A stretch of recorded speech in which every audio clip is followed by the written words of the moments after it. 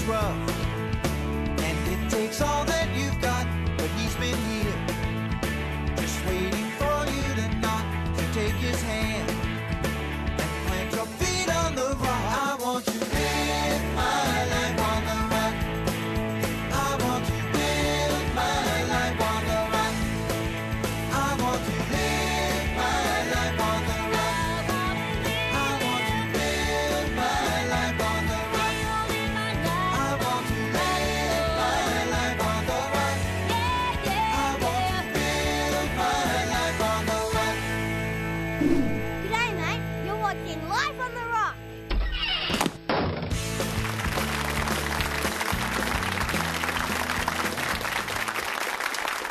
Welcome to Life on the Rock. I'm Doug Barry, along with Father Anthony in the Rock House. Father Mark still on the mend, coming back from a chest cold. Yes. Yeah, tough time of the year. People getting sick a lot. So how you doing, Father? I'm doing well. Good to have you here again. Good to be with you again. Yeah, Rock House compadres again. Father Mark, the normal compadre, here with me. But anyway, thanks for watching the show. We got a great show tonight. We have John Buu is with us, and he is the Youth Outreach Director from Franciscan University. We'll be talking about all the great Steubenville conferences that have gone on for 35 years now, ladies and gentlemen, and the impact that they've had on so many lives throughout, not just the country, but how it's affected the whole world. Affected the whole world. So you're going to love this show. It's going to be a great show. I also want to make mention, remind you of something that happened last week. I'm going to be running a race in a few weeks out in Phoenix, Arizona. The Nun Run. No, I'm not a nun, but I'm going to be running in the Nun Run. It's a fundraiser for the monastery that they're building, Our Lady of Solitude. I love that name. It is. It's a good name. We had great pictures last week of the monastery on the show, and they're fantastic, beautiful. You were out there. I have been, yeah. Saw their new, they have the chapel built, and they're needing to raise the funds to actually build a monastery.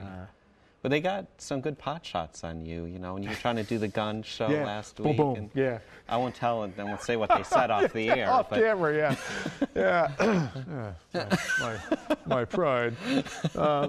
But that's going to be fun, though. They had about 1,000 people last year, ladies and gentlemen, in the first annual Nun Run. This is the second annual Nun Run, and you can go out to desertnuns.com and click on the Nun Run logo. You can sign up to come out. You can be a shadow runner from wherever you're at in the world. They even had a group run from Israel, they said, last year. Yeah. Fantastic. So you can come and check this out, and you can sponsor me in the run. And Father Anthony would like to see the prize. Yes. For whoever raises the most money. They're sponsored. They raise the most money as one of the runners. They get a prize. And Father Anthony would like to see that prize sitting on the table here in the Rock House. So we need some people to step up and go to desertnuns.com, click on the Nun Run logo, find my name on there, and sponsor all kinds of money. All kinds of crazy dollars, ladies and gentlemen, because it's all going to go to building the monastery for these sisters out there in Phoenix, which is so important that we keep this powerful presence of the religious, of the sisters in our world. It's for the sake of mankind. You're supporting a good cause, you're supporting a good man, and EWTN must not be outdone by any one of those other runners. That's we it. got to have our man at the top of the game. Yeah, so I am training hard already. Shaved my head and everything for it. So anyway, please check that out and get behind this great cause. So, Father, something has been in the news in the last few weeks that has really grabbed a lot of attention. And in our society, with the media blasting anything they can in the Catholic Church, we have to come out, as Catholics, we should be prepared to come out and try to clarify as a good witness to what's really going on with the truth of the Church. An iPhone app that assists us in confession. Now, this came out, an iPhone application, and when it hit the news, a lot of people took it wrong, and you had headlines such as this: "Can't make it to confession? There's an app for that." "Catholic Church approves confession by iPhone." Not true. "Bless me, iPhone, for I have sinned." And it goes on and on. U.S. Bishop sanctions cell phone in confession. You got to understand what's going on here. Bishop Kevin Rhodes. Kevin Rhodes, thank you, An Father. excellent man. Yeah, he was the rector of our seminary for a while. Excellent. And this bishop gave an imprimatur for the app, the confession app. But an imprimatur means what in a nutshell? That it's theologically sound, and he's giving a blessing to it. Right. It just doesn't contradict the church. Church's teaching. And all this confession app is, ladies and gentlemen, is basically an examination of conscience. But it's kind of a unique approach to it. You put in your name, your age, your vocation, and it actually gives you an examination of conscience that is kind of pertinent to your state of life in your time period. There have been people who blew this out of proportion, obviously, with some of these headlines. Catholics can now confess using iPhone app. Catholic Church approves online confession.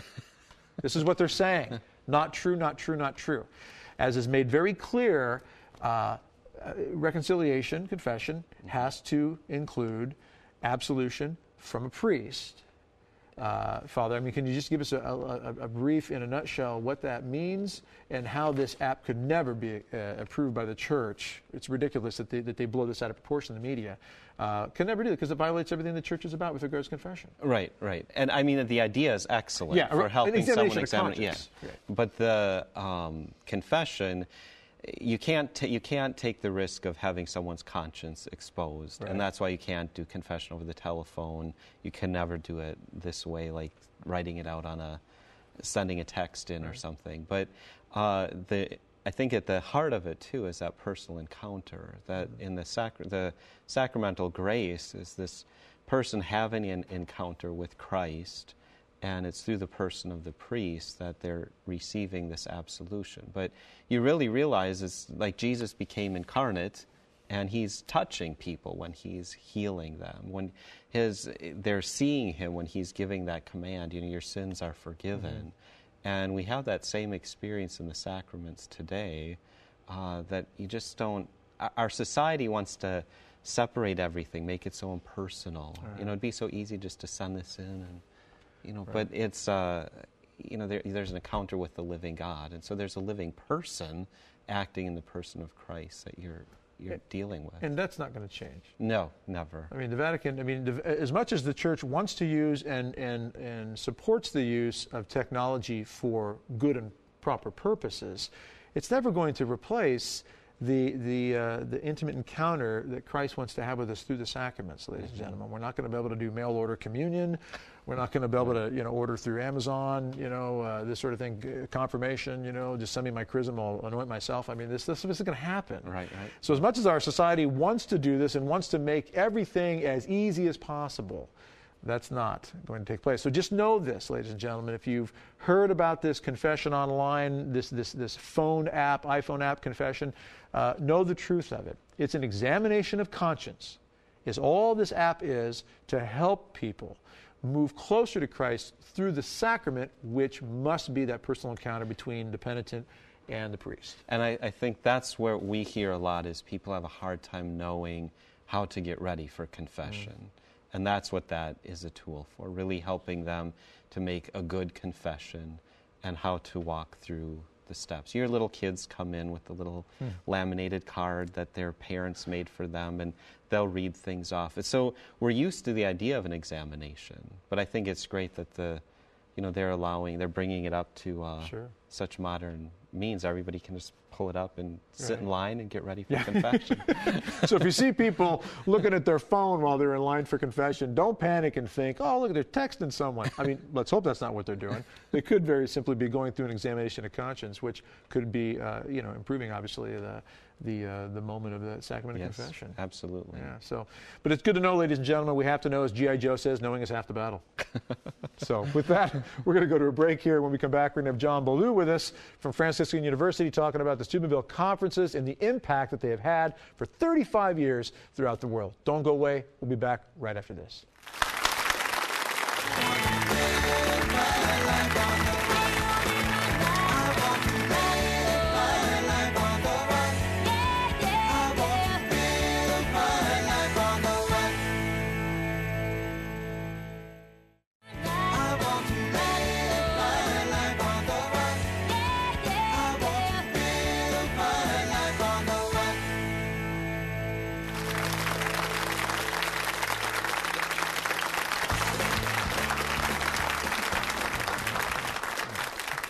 Oh, sorry. Let's just do a little conversation with Father here about confession.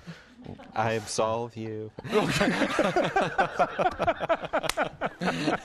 Scandalous. Scandalous, I tell you. Welcome back, ladies and gentlemen, to Life on the Rock. I'm Doug Barry, along with Father Anthony, filling in for Father Mark, who's on the mend from a chest cold. We're in the Rock House, and you are watching the most important show you could ever be watching at this moment in your life right now, which is right now. We have with us John Buu. John, thanks for coming on the show with us. Thank you, Doug. And you and I have a lot in common. Yes. We've both been married about 20 years. Mm-hmm. Not to each other, to women. All right, make sure we establish that. I've been married 21 years coming up. You've been married 20 years. We got 5 kids. You got 5 kids. And my oldest is 18, almost 19. Your oldest is 16. Yes. But your youngest is 2. Yes, little 2-year-old. Changed everything. It's great. She's a lot of fun. Now, 2, what's the next age? 10. 10, so 8 years in there. Yeah, there was a few miscarriages, but, Yeah. God is good, and we have 5 beautiful children. Yeah. Very blessed. Yeah, that's great. Very blessed. My wife and I have 2 miscarriages ourselves, so Yeah. 2 with the Lord and 5 on the earth here. But well, great to have you on the show here. I know we're going to talk a lot about Steubenville, Yes. the Franciscan University, and the conferences that you're so deeply involved in. A little bit about yourself, though. How old are you, first of all, if you don't mind? Well, I'm 45 now. 45? And Very young. Yeah. Very young. Relatively speaking, yes. It's all relative. I have been back working for the university for the past 8 years as the Director of Youth Outreach. And prior to that, I spent 13 years working at different parishes in Texas and North Carolina doing youth ministry. And in addition, spent 2 years traveling with Net Ministries as a missionary. And graduated from Franciscan University. So I've had a lot of good formation, a lot of good experiences over the years, and glad to be able to do what I do for Franciscan right now. Right. Very blessed. Have you always been strong in the faith? No, actually, one of the reasons why I feel really drawn to my ministry is I grew up without a lot of good formation, without a lot of good ministry to myself. My catechesis, being a child of the 70s and then the early 80s, got a lot of weak catechesis. You have confession apps to go to with your iPhone. No, I did not have the confession app. Matter of fact, though it was the sacrament of reconciliation that brought me back to the Lord. That's where I really discovered afresh God's mercy and love, and it changed everything, that encounter. Great. So cradle Catholic then? Yes. Yeah, me too. I was very lukewarm for many years, till about 19, 20 years old or so. Then I heard about Our Lady of Fatima, and boy, does she rock the whole world.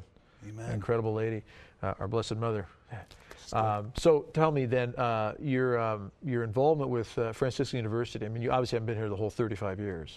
No, and I really feel like I come in standing on the shoulders of giants who Father Michael Scanlon, who started this ministry.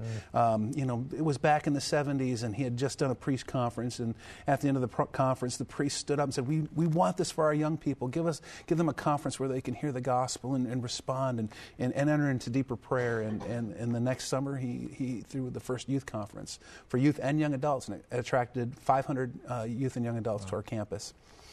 From then, it just continued to grow to multiple conferences on the campus, and then about 15 years ago, the thought came, well, not everyone can come to Steubenville. Can you come and do it here? Can you come and do it there? And the first conference was born down in Louisiana, and since then they've spread from coast to coast. We have one up in Canada. This past summer, we did 18 conferences and served about 38,000 teens and their sponsors. Yeah, I mean, I've spoken at a few of them in the past, and what's so fantastic, this was probably 10 years or so ago, there were 2,000 to 2,500 kids. I did 3 one summer, the 3 that you had at Steubenville at the time, and I was at each one that particular summer, and there were at least 2,000 roughly each conference. I mean, it's just an amazing draw that it has on people. Well, it's interesting because a lot of people say, well, how do you do it? How do you get so many young people excited? And for us, as we plan and as we pray through how we do this, it's one simple, driving principle, and that's if you raise up Christ before young people, He will draw them in. We don't have to be creative. We don't have to do gimmicky things. We just have to give them what their heart longs for most, which is Jesus. And that's what we do. And it's beautiful because the young people come, and they may be, just imprisoned in sin and lost in so many ways, yet Christ has a way of breaking through even the hardest of hearts and revealing His love in a very profound way to them. And it's beautiful to see it every summer. I'm blessed. I feel like all I do all summer is witness miracle after miracle. Wow. Yeah. I got to get into something, though, because you're a guy that's passionate about this. You've been active in all along. Your wife. Let's talk about family, because we're both husbands, we're both fathers. And I've been running Radix for almost 20 years now. Yeah. And then being down here, the great blessing coming down here for almost 3 years now. And I can tell you that my wife is incredible. And my mother, amazing. My mother-in-law, father-in-law, incredible. And God rest my father, he's passed away. But I know that I can't do this work without that foundation of family, extended family, but also most importantly is my wife and my children. They're rocks for me to lean on. If you don't mind, we didn't talk about this for the show. I won't catch you on the spot here, but your wife and your kids, talk a little bit about that. Because, you know, John, between you and me and the millions of people watching and listening, there's not enough good things said by men about their families, in my opinion, in this world today. Sure. We have too many men out there who just do not build up their families enough. And so let's take a moment, if you can, tell us about your great wife and kids. Absolutely. You know, the first thing that I would say is I have a great apostolate through Franciscan University, but I have only one vocation, and that's my wife. And I've often said this to many people. If I am blessed enough to wake up in heaven one day, it'll know it'll be because of her love and prayer and support for me along the way. She has been a perfect helpmate for me. And for me, you know, that fundamental relationship that we have has to be preserved through it all. I think one of the great challenges for people in lay ministry is what is the balance between marriage and ministry? And I've seen too many men become so passionate about their ministry that their wives begin to wonder, where do they fit into it at all? So for me, it's always constantly reminding my wife that as much as I love what I do for the Lord in my ministry, that she is it. She is my beloved, the one that I forsook all others for, and that includes all aspects of ministry. And so I think the great trick is also, while God is asking you to do so much, is to know what to say no to so that you can be as available to your family at all times. And my children the same way. You know, they are my first and primary youth ministry. I love my kids passionately, and throughout the summer it's a challenge when when I'm traveling, but throughout the year, you know, to make the most of every moment that we have together. I try as hard as I can because they are they're awesome kids. Yeah. No, that's awesome. It's so true. Everything you said is so true. You think about, I tell my wife, you know, she's the blood in my veins, and my kids are the breath in my lungs. You know, and you know, you go through the day and like I do this passion meditation, one-man drama, and I've done it hundreds of times. Thanks be to God, a great blessing to be able to do this.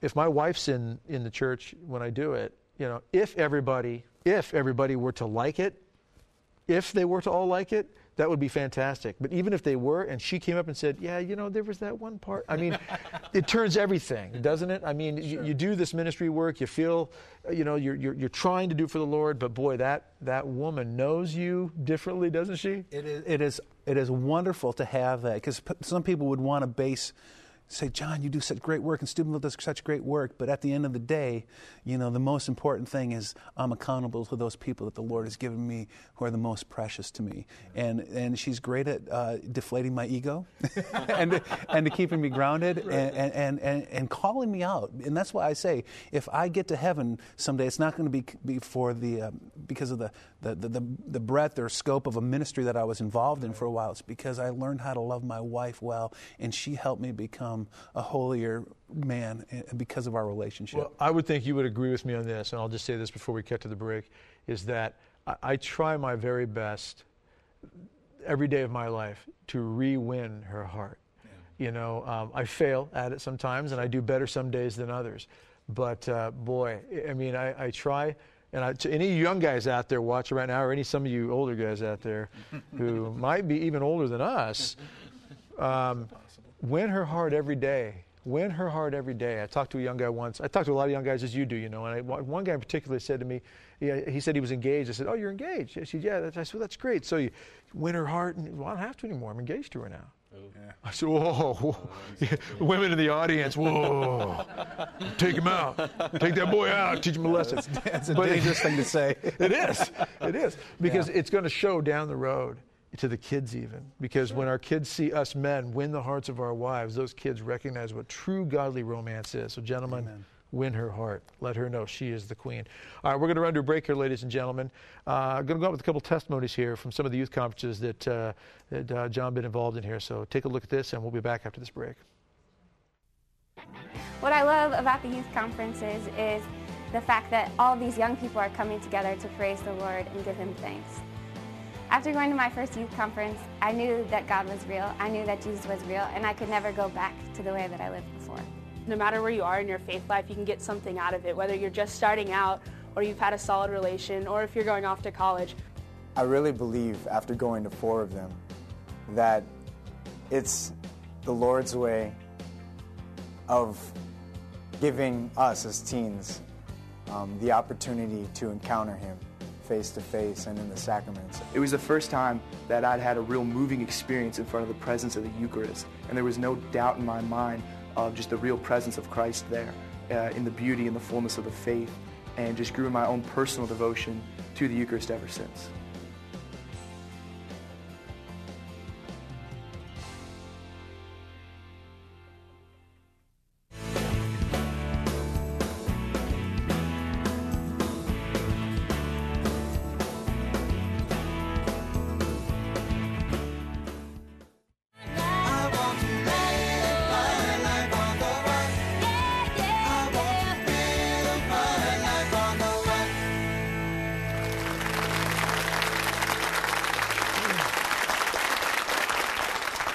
Welcome back to Life on the Rock. Doug Barry here along with Father Anthony filling in for the recovering Father Mark from the chest cold, and John Buu here in the Rock House. John, you've got to be intrigued. If you've ever watched the show before, you've probably seen this beautiful scene outside the window. Yes. Wondering how miraculous it is that it's the same time of day every show year-round. It's never cloudy in Alabama. It's beautiful. Absolutely right. beautiful. Yeah. We try not to tell people we're in Alabama. Oh, I'm sorry. Because we're hiding from the enemies of truth who wish to destroy this show. Nice. Nice. Okay. All right. Trying to be all secrety and spyish and all here. All right. Steubenville conferences have a great reputation and a very popular reputation. How many again in a year, roughly? We'll do 18 conferences this summer. And about how many teens usually are affected by that? 38,000 teens and their sponsors. So I'd say of that, that's probably 35,000 teens and 3,000 adults that come with them. Yeah.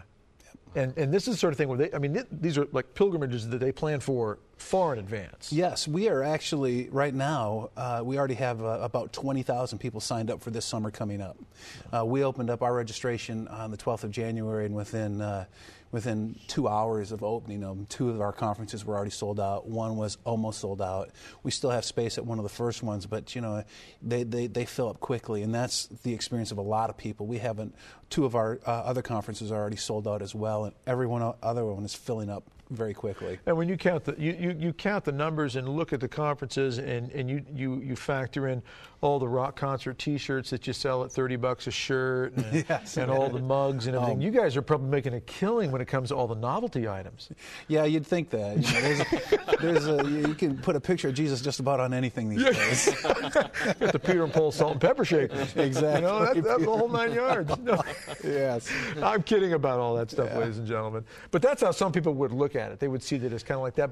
But you're looking souls. You're looking at the fact that by the grace of God, souls are impacted by this. That's the hope. Yeah, and for me, the great challenge is to have that detachment to say, all that peripheral stuff, the execution, all the logistics, what really, at the end of the day, is, were we faithful to what God said for us to do? Did we obey God? Did we glorify God in what we did? And that's the only way we can really maintain kind of sanity, because there's so many things that swirl around in the planning. To stay focused on Christ and pleasing Him is what keeps us steady and moving forward. Well, I know we're going to be going to a video here in just a couple of minutes or thereabouts. What are we going to be seeing here, and what's this all about? We're going to show our promo video for our LEAD program. LEAD stands for Leadership, Evangelization, and Discipleship. And one of the great challenges, and I say this as a ministry that isn't, our main ministry for our conference is evangelistic. We want to make the person of Jesus Christ real through the sacraments of the Catholic Church. We have adoration twice at every conference. We have Mass twice at every conference. Out of a typical weekend where we get 2,000 kids to come, 1,500 or more will go to the Sacrament of Reconciliation throughout the weekend. They'll wait in line for an hour. They'll forgo pizza to get in line to experience Christ in the sacrament. It's beautiful. It's inspiring. But the great danger is do we constantly re-evangelize kids? Are we just, once again, just say, hey, be open to God, or are we calling them to respond in a real profound way? And our LEAD program is a program that is attached, it runs up for the 5 days prior to a conference. We bring in a group of young people. They experience this training. We teach them how to pray, how to read the scriptures. We teach them devotions, saints. We teach them how to, if they were given the opportunity to pray with somebody or to share their faith, how to encourage somebody else in Christ, and then and how to really lead through being a witness for Jesus Christ. I mean, and that's great, because that really is what helps solidify in us, is it not? I mean, Father is a priest. I mean, you learn your faith, but then when you feel the call, I mean, obviously it's a whole different level, the sacrament of priesthood and such. But now you're taking that faith, and not only have you been impacted by it, but now you're being sent out. Right. And that's kind of the call for all Christians, isn't it? Mm-hmm, absolutely. And it is difficult for, when you're in the seminary, you have to learn how to lead people in prayer, how to guide them closer to the Lord. And that's true, I think, for especially our young men. As they get married, we're challenging them. You have to lead your spouse, your family in prayer. Yeah. Absolutely. Yeah, that's something, I mean, we've been doing that. We started, Camp Gargano in Lincoln, Nebraska, and we do weekends with college kids, high school kids, and so forth. And that's the main reason we started Camp Gargano, was to build and strengthen Catholic men, body, mind, and soul, because of the leadership need. Yep. There's a great need to lead and to be out there on the front lines moving forward. Sure. The offensive posture, not trying to offend, but being offensive is in we're moving, we're going forward, we're taking the hill, we're storming the beach. We're not just going to sit back in the foxhole and wait. Yeah. So, all right, well, the video is ready to go here. So, ladies and gentlemen, take a look at the video on the Franciscan LEAD program. The first day, we had to answer the question, who am I? And honestly, I couldn't answer that yet. I came into the weekend kind of, I'm a Catholic, pretty good Catholic, and I was excited. I wanted to pray, but I didn't have that commitment.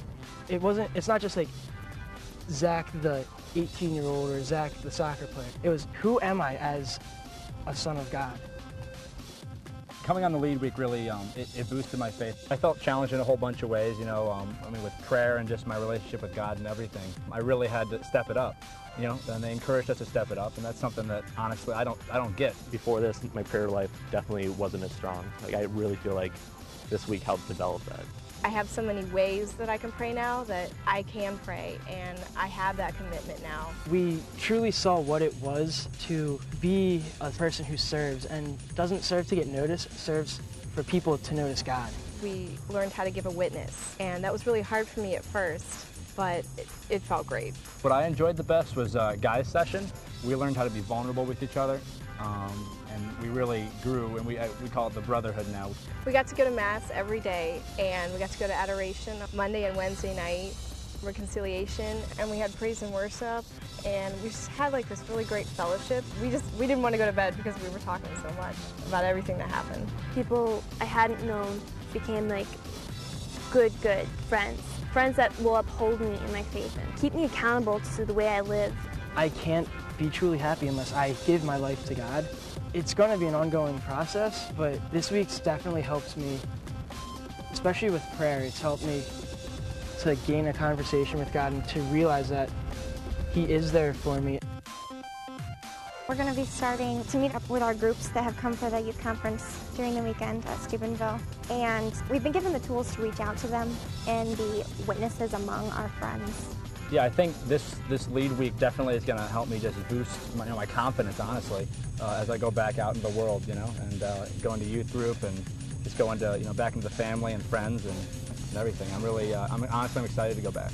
It helped me to learn how to be a leader. It helped me grow in my faith at the same time and realize that in order for me to be able to evangelize, I really had to be able to lead myself in my faith with God. And it was amazing.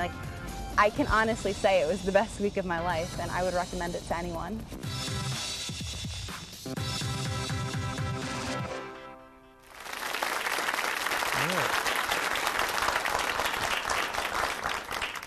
All right, so how many different locations do you put on these LEAD programs? They're at just about every one of our conferences. We do this leading up to it.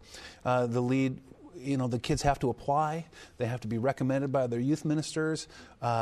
We screen them to make sure that they have a basic relationship with Christ in place and something that we can build upon. And then we give them the tools and challenge them to really go forth and lead their friends. And the nice thing is, like I said in the video, these kids, they leave our training and immediately go back with the rest of their youth group and act as a peer minister, someone who can be a witness and lead their friends closer to Christ as they experience the conference and with all the speaking and the masses and the adoration, but also to have that peer witness of Christ that did this in me, he can do it in you. You talk about screening, like what kind of process? For parents out there watching right now, Sure. what would you do if you were going to screen my kid? Oh, we just have them fill out a basic application just saying, tell me about your prayer, and tell me about how long you've been involved with your youth group. And we just want to make sure that the young people are ready to grow and are, that we're able to just see a maturity of faith there. So it's just basically... Like legal background checks, if they got problems with the federal government or one with the FBI or anything like that? Well, we only do that with our leaders, but, it's Bishop's charter and all. So. Yeah. Exactly. So what are the impact that it's had? Obviously, these conferences have reached a lot of people. Before the show, you were giving me some statistics, ideas of really people who for years have been involved or years ago had come to a conference, what their lives became. What kind of feedback do you hear? It is one of the things that just makes the job so rich is all year long I hear the feedback from the ministers, from the teens, from students who will come up to me or stop by my office and say, hey, I'm here at Franciscan because I went to a conference and I heard about the college and now I'm really growing in the Lord and having a great experience. But there's literally thousands and thousands of people who go to these conferences that I never see again, but I hear down the road the first fruit that I love is vocations. On every Sunday morning at the youth conferences, we issue a vocations call, and normally at every conference the local bishop's there to celebrate Mass with us. And the call is just inviting young people, come forward if you feel like you're ready to discern that God might be asking you to consider a vocation. If the seeds are there and you just have something inside you that says, I need to look at this deeper, come forward. And without fail, at every conference, we get hundreds of kids that come forward. And we often wonder. I point out I was a fruit of that. I was in that tent in Steubenville and coming. See, that just makes my heart leap just to hear that. But we had the bishop just released and a survey. And you didn't even pay him to say that. No. Gosh, I don't have my wallet on me. Sorry.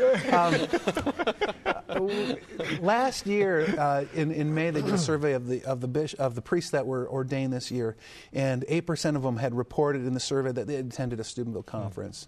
And to some extent that had lent to their discernment and to hearing the call.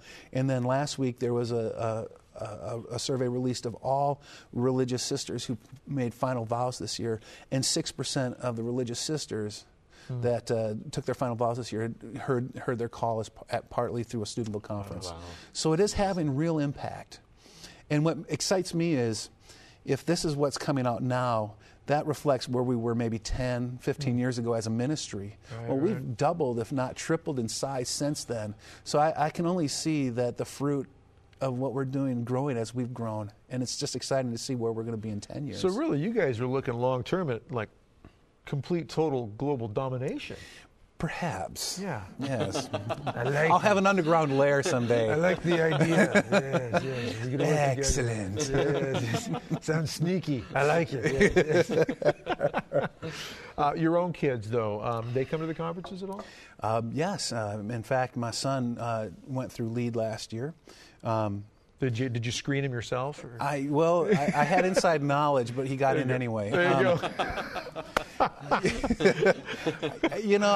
It's always a challenge because, as a parent, you don't want to be too forceful. You have to give your kids the room to grow. But, I also help with the local youth ministry in town with both of my kids because they need formation and I take them to the conference because I need help evangelizing them just like every other parent does. Right. We witness and we try to witness. They see our failures more than anything, and so we wonder, can we really effectively witness the faith? We do it through the best of our ability, but it's always good to have other people people sharing and other people influencing your kids. So I know that my son had a tremendous experience through LEAD. My daughter, she's involved with a group that actually puts on retreats now. She's so on fire for her faith. And they're typical kids. They're not saints, but they've got so much goodness in them, and I love them so much. I just, part of what I do is, the fact that they benefit from it is just a bonus for me. I mean, and really, Don Bosco, St. John Bosco, was so adamant about really there's no bad boys. Yeah. There are so many young people. They're like untapped oil reserves. They're filled with a richness. They've got passions and talents and gifts that are undiscovered. Absolutely. And they just need that formation, that mentoring, which is lacking in so many ways. I have found a powerful way to deal with the kids seeing your faults and your failings is bribery. Yeah, pay them well, and silences them, just zips them right up. We've got to run to a break here. We'll be back after this, ladies and gentlemen, a little bit more with John Buu and the youth conferences from Franciscan University. Don't go away. Back after this.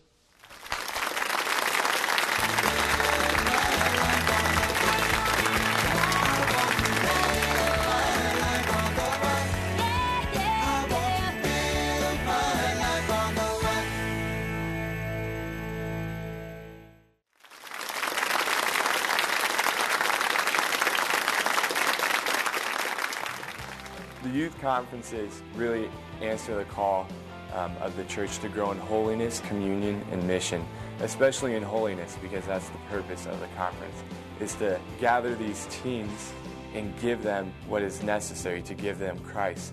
At the summer conferences, I came to a deeper understanding that our God was not just someone who is distant, but someone who is near, and someone that I could know, and not just know, but know intimately through the person of Jesus Christ, who came to reveal to us the face of the Father. They use great music and effective and relevant speakers to present the faith in a way that is fresh and engaging and really makes Christ real to teenagers through the traditions of the Catholic Church. As the church and as the body of Christ, we must be rooted in the Eucharist, because that is Jesus Christ, our Lord himself, who loves us and who died for us.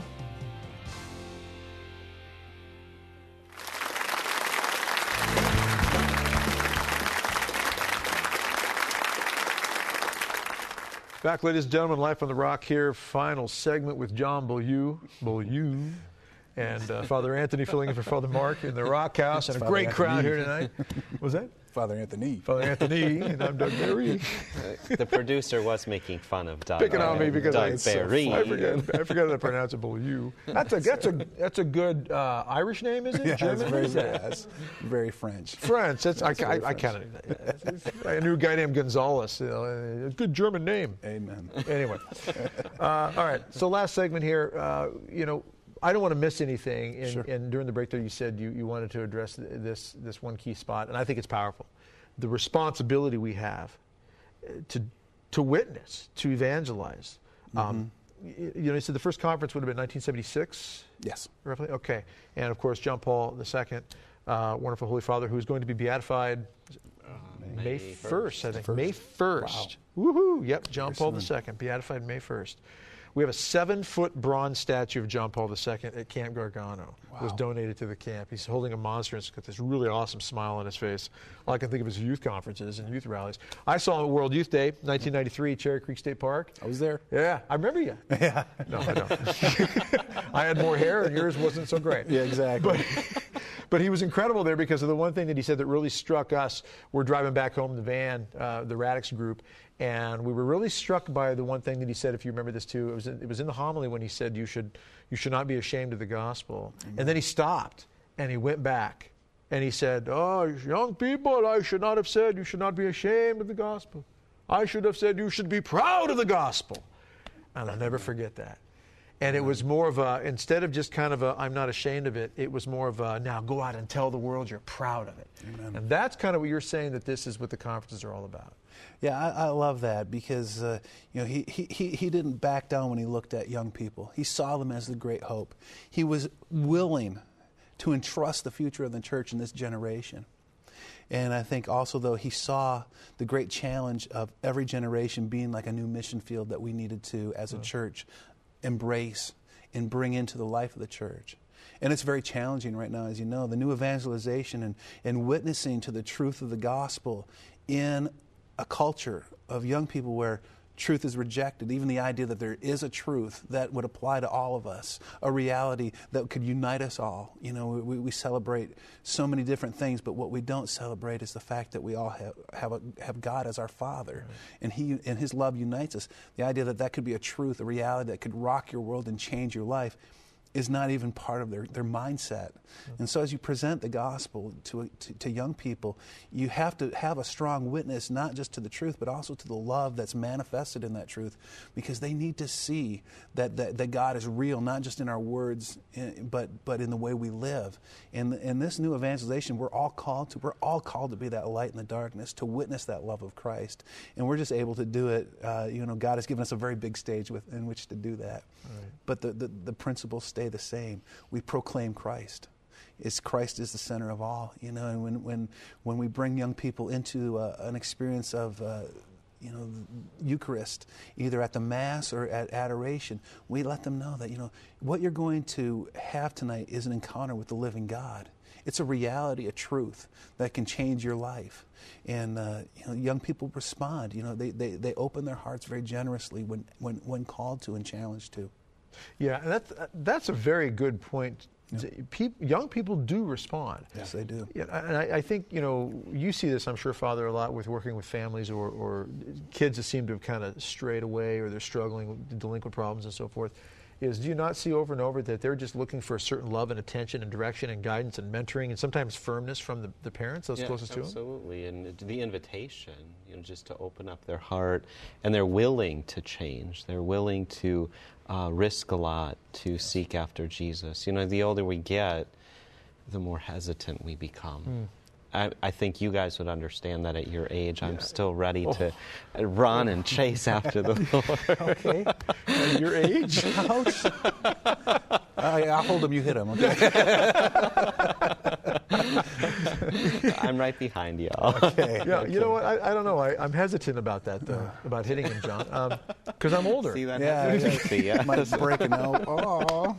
But no, I think you're right, Father. Yeah. That there's a youthful energy that you love with the young people. We did the Walk for Life, and Father Frank Pavone mentioned that about the youth see things in the pro-life movement, for example. They see things very clear, very straight line. If the clinic is over there, the abortion mill, that's where they're doing the abortions. Well, let's go over there. Let's get in front of it. Let's pray. Let's surround it. Let's take it to it. If a politician is voting against life and against family, why is he in there then? Let's vote him out of there. They see it very clearly. There's that energy there. Lots of energy. But we do need to call it out. We need to invite it and call them out on it. But don't you think it needs to be done with a certain, like you were saying during the break at one point, that it's not enough to just kind of hold hands and sing Kumbaya and have a big group hug. Right. The perpetual support group, like, oh, we're just here for each other. That's nice. What should we do now? Let's be here for each other again. Yes. But we need to go into battle. Here's your sword. Absolutely. There's the spiritual fight. March on. Absolutely. Jesus is not a therapist. He's a Savior. He pulls us out of sin. He saves us from sin. He gives us the ability, when we were once blind, to see truth. When we were once mute, be able to proclaim. Where we were once deaf, to hear His voice and understand. Not just hear, but to understand and incorporate and embody the truth.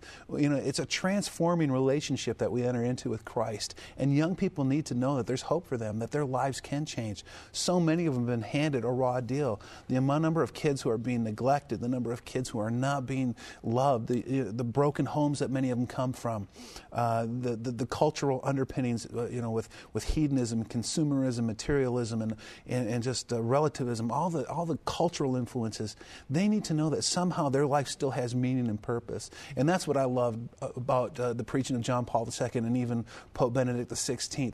They're continually challenging young people to look at the deeper meaning and purpose of their lives. Why are you here? That the church has real answers to those challenging questions, and we shouldn't back down from giving them their answers, because that's the truth.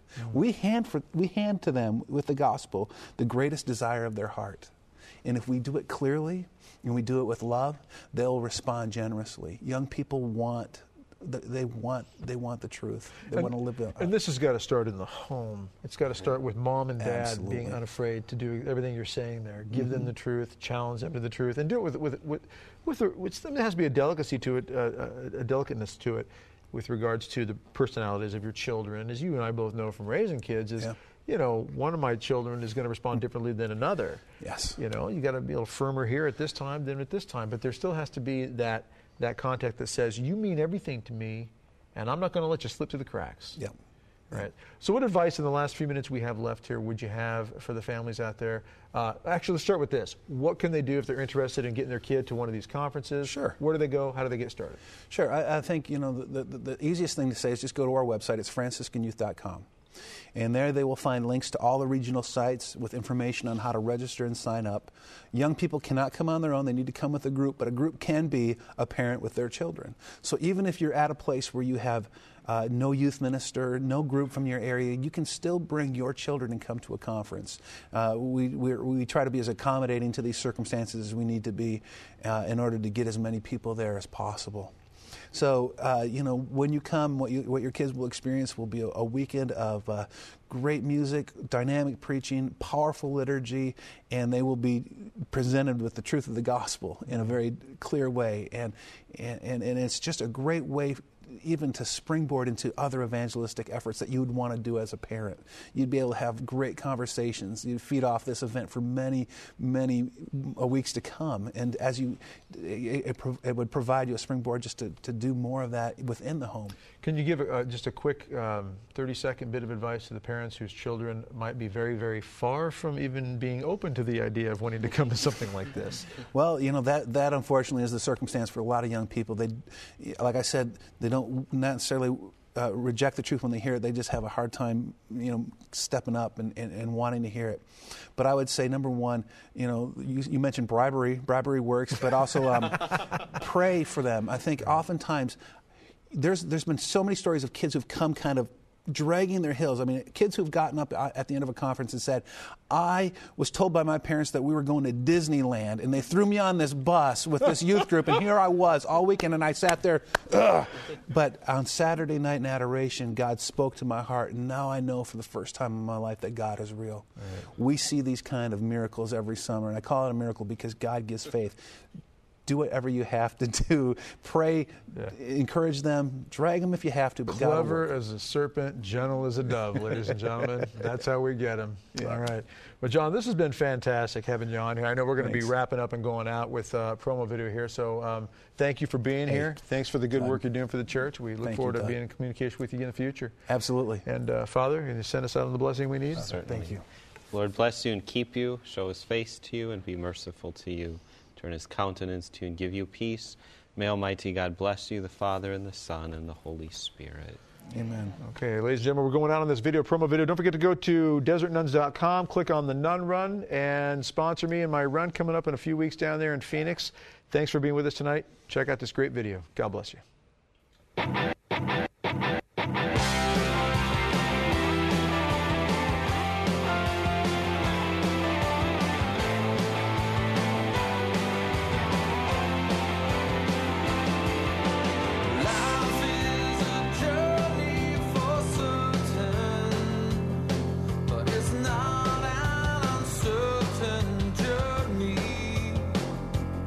There's a treasure that will lead you to Jesus.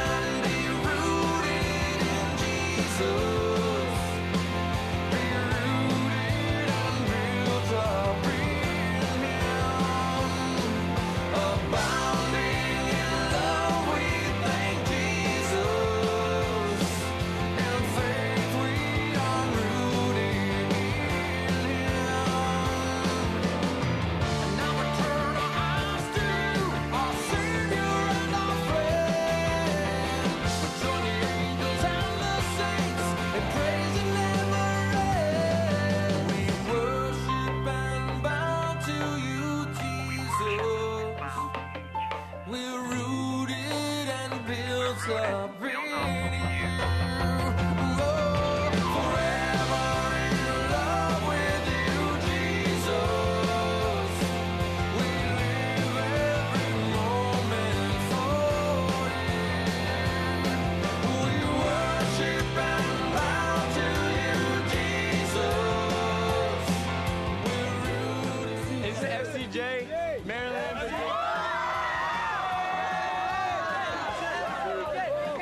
What was my favorite part? This. Just joking. It was the adoration last night. Come, because this is fun. As you can see, I'm smiling.